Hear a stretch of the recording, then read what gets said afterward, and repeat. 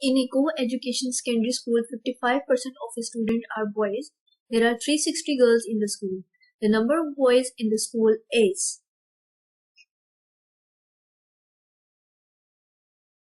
x minus 55% x equals to 360, where x equals to 100.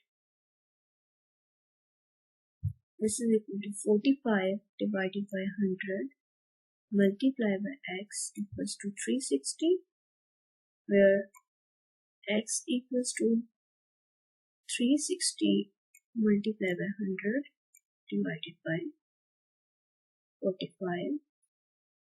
Total students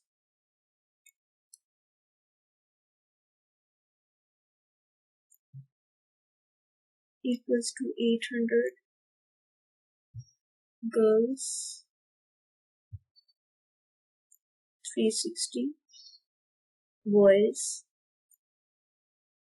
800 minus 360 equals to 440. C option is correct option.